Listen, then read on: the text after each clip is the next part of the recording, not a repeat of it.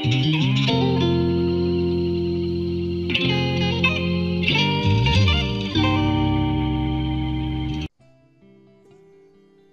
vous propose de retrouver notre classeur d'exercices tome 2 avec cette fois-ci l'exercice 18 où nous allons vérifier les taux d'alcoolémie.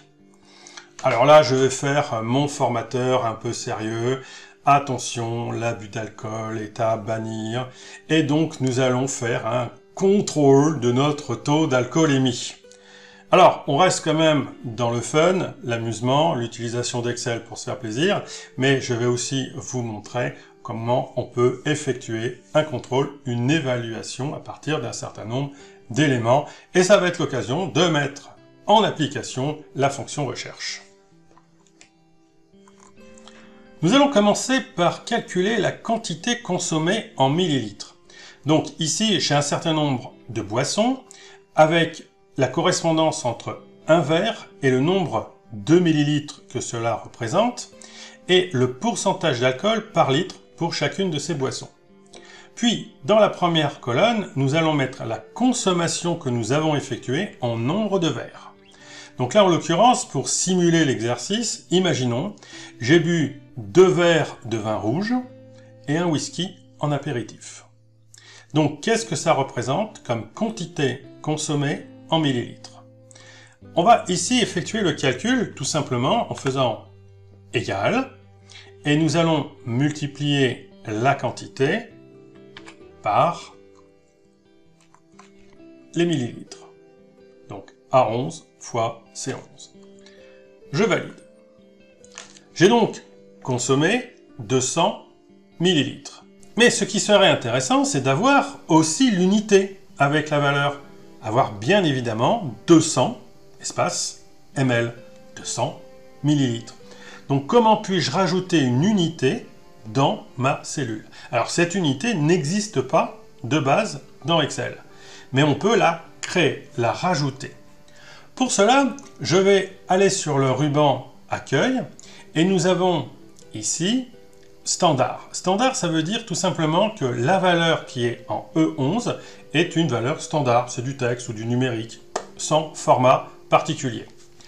Je vais ouvrir cette liste, je vais descendre tout en bas et demander à avoir d'autres formats numériques.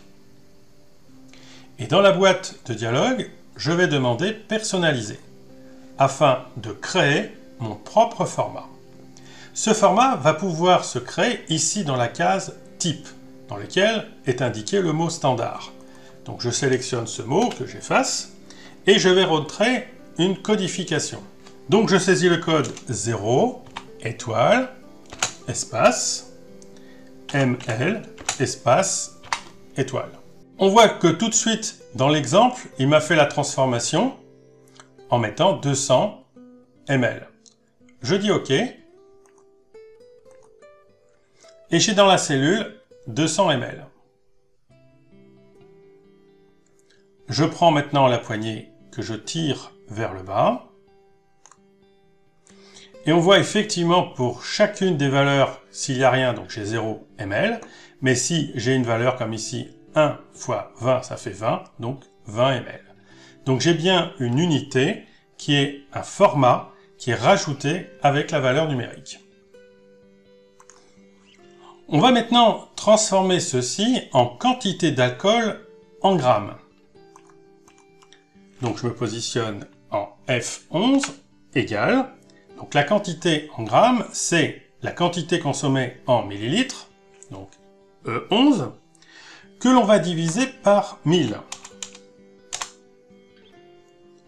On va multiplier ceci par D11, donc le pourcentage d'alcool par litre, multiplié par la densité d'alcool par litre. Alors cette information, on l'a au-dessus ici, c'est ce qu'on appelle l'éthanol, donc la densité d'alcool, elle est de 0,8 kg par litre. Donc je clique dessus.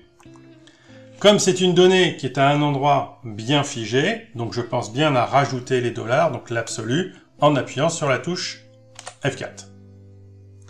Puis je multiplie ceci, puisque ce sont des kilogrammes, il faut que je les exprime en grammes.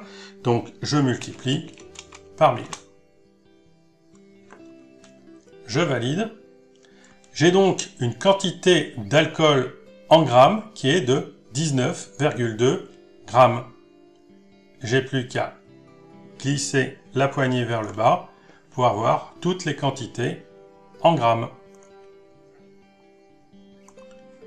Je peux maintenant en déduire la quantité totale d'alcool absorbée en grammes. Donc ici, en D3, ce sera tout simplement la somme de l'ensemble des valeurs ici que je viens de calculer. Je valide. J'ai donc, avec mes 3 verres, consommé 26,40 grammes d'alcool. Je vais maintenant calculer le taux d'alcoolémie. Alors ce taux d'alcoolémie est différent si on est un homme ou une femme. Et oui, on juge qu'effectivement, pour les femmes, il va falloir utiliser un coefficient de 0,6 et pour les hommes, un coefficient de 0,7. Donc pour pouvoir calculer le taux d'alcoolémie, il faut que je tienne compte du sexe qui est indiqué en cellule D6. Et là, effectivement, soit on a rentré F pour femme, soit H pour homme. Ce qui va m'amener à faire un test pour pouvoir faire le calcul. Mais là où je vais aller plus loin, c'est que je vais vérifier est-ce qu'on a bien saisi F ou H. Et si on a oublié de saisir F ou H, c'est pas possible de faire le calcul. Donc, on va avertir l'utilisateur qu'il y a une erreur. Donc, je vais faire en sorte d'utiliser deux scies imbriqués.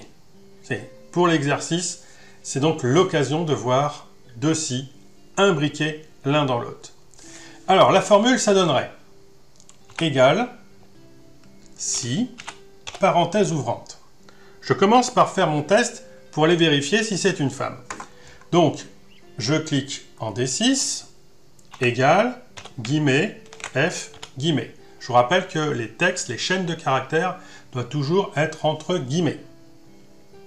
Point virgule. Si c'est une femme et que c'est effectivement le cas, j'ai bien un F en D6. Alors, le calcul sera le suivant. Parenthèse ouvrante, c'est la valeur qui est en D5, c'est-à-dire le poids, multiplié par 0,6. Et je ferme ma parenthèse. Donc, c'est ce calcul qui va être effectué, et ça va être ce qu'on appelle le diviseur. Et le diviseur va être par rapport à la valeur de la quantité d'alcool en grammes, c'est-à-dire D3. Donc, mon calcul complet sera D3 que divise, entre parenthèses, D5 fois 0,6. Donc, la quantité d'alcool absorbée divisée par le poids multiplié par le coefficient 0,6.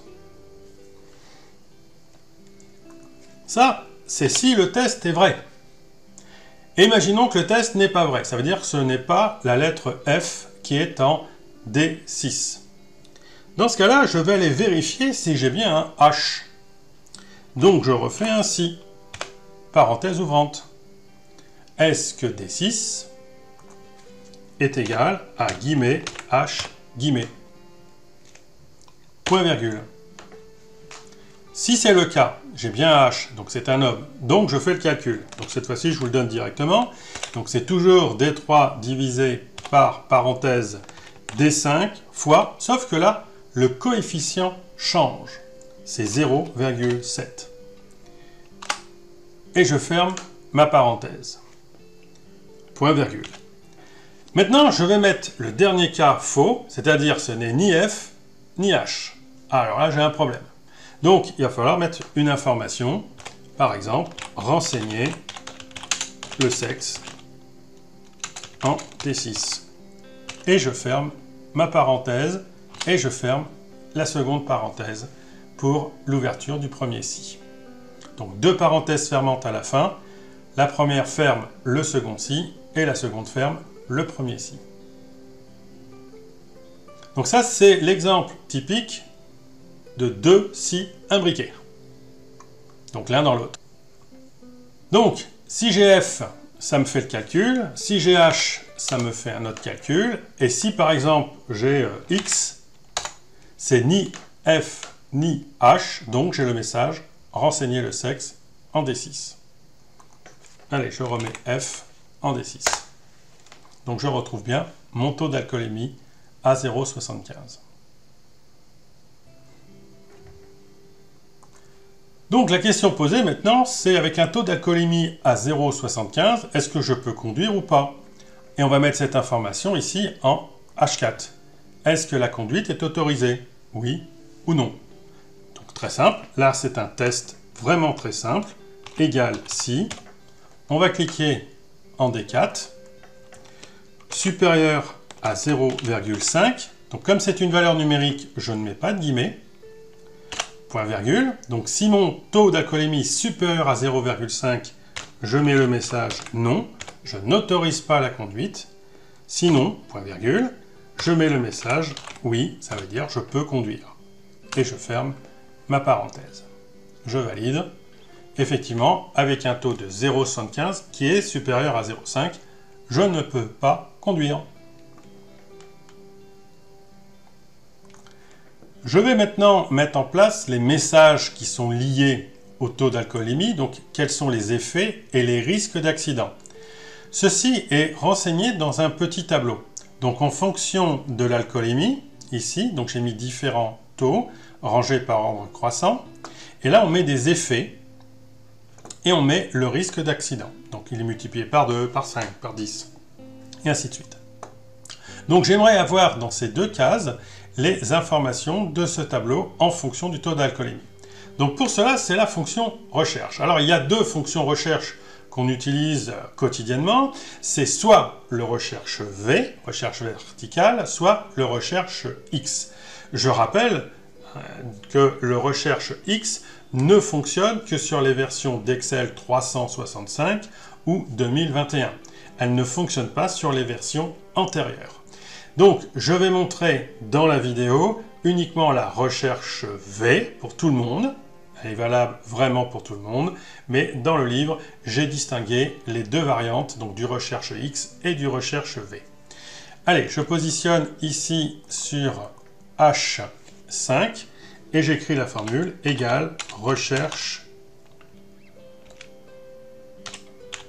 V, parenthèse ouvrante. Quelle est la valeur cherchée? La valeur cherchée, c'est le taux d'alcoolémie. Donc je clique ici en D4. Alors, comme j'ai envie de recopier ma formule vers le bas par la suite, donc déjà, je sais que je vais mettre de l'absolu pour me préserver et dire « Tiens, l'information est vraiment en D4 et ne bougera pas de D4. » Donc j'appuie sur la touche du clavier F4 pour ajouter les dollars de l'absolu. Point virgule. Cette information, je vais la rechercher dans le tableau qui se situe ici entre I11 et K16. Voilà. Donc je sélectionne le tableau entier, sans les titres. Pareil, ce tableau est à cet endroit-là, il ne bougera pas, donc je le mets en absolu. Touche F4 pour ajouter les dollars. Point virgule. Et maintenant, je vais désigner le numéro de la colonne qui contient l'information que je veux afficher. Donc, les effets sont dans la deuxième colonne de mon tableau ici sélectionné. L'alcoolémie est dans la première colonne, les effets dans la deuxième, les risques dans la troisième. Donc, je vais indiquer le numéro 2 pour désigner la colonne des effets. Donc, je tape 2. Je ferme ma parenthèse. Je valide. Et effectivement, dans le cas du 0,75, je vérifie. Je n'ai pas encore atteint 0,8, donc je suis avant 0,8. Donc je vais prendre l'information qui est juste avant, celle qui correspond à 0,7. C'est bien une modification forte des réflexes et du comportement. Je vais faire la même chose en dessous pour avoir le risque d'accident. Et c'est là où j'ai l'habitude, moi, d'être un petit peu malin, d'éviter de trop travailler et de faire des erreurs. Je prends la poignée, je tire vers le bas, je retrouve la même réponse. Sauf que là, je veux désigner la troisième colonne et non pas la deuxième. Donc je viens dans la formule et je change le 2 en 3. Et je valide. et donc j'ai bien le coefficient de risque d'accident qui est x5. Et donc effectivement, j'ai bien x5. Et là, à partir de ce moment-là, vous pouvez faire jouer votre tableau en fonction de votre consommation. Hein, imaginons que je prends une petite liqueur juste après. Allez, un verre de liqueur pour rajouter à mon exemple, c'est 20 ml de plus. C'est donc 4 grammes de plus d'alcool, ce qui donne un taux d'alcoolémie de 0,86. Donc bien évidemment, je ne peux toujours pas prendre le volant, mais les effets sont beaucoup plus forts, modification très forte des réflexes. Oui, parce que 0,86, si je regarde dans mon tableau, c'est pas encore 1,2, donc je prends 0,8. C'est donc modification très forte. Et c'est un risque mortel qui est multiplié par 10. J'ai bien un risque x 10. De la même manière, si je décide de ne rien boire du tout de la soirée et d'être sobre toute la soirée avec mes amis, donc je vais avoir une quantité d'alcool de 0, un taux d'alcoolémie à 0, je pourrai donc conduire et je n'aurai donc aucun effet et aucun risque d'accident. Bien évidemment, en restant prudent. Allez, maintenant un dernier petit exemple. Imaginons, allez, une petite bière simplement, une bière pour accompagner le repas et mes amis. C'est 250 ml, c'est 12 grammes d'alcool. 12 grammes d'alcool, ça fait un taux d'alcoolémie en tant que femme de 0,34. Je peux conduire, il n'y aura pas d'effet, il n'y aura pas de risque d'accident. Et pour la petite différence, bien évidemment, vous l'avez compris, je suis un homme et je vais donc dire H. Vous voyez que mon taux d'alcoolémie change à 0,29. Et si je prenais 2 bières, je passe à 0,58. Donc vous voyez, c'est 3 fois rien. On se dit 2 bières, c'est pas grand chose. Je me sens bien, je suis un homme, je peux le faire. Ben non. Eh non, c'est 24 grammes d'alcool, 0,58 d'alcoolémie. Bien évidemment que là, je ne peux pas prendre le volant. Il y a un effet sur mes réflexes et voire risque mortel, bien évidemment. Alors, c'est pour le fun.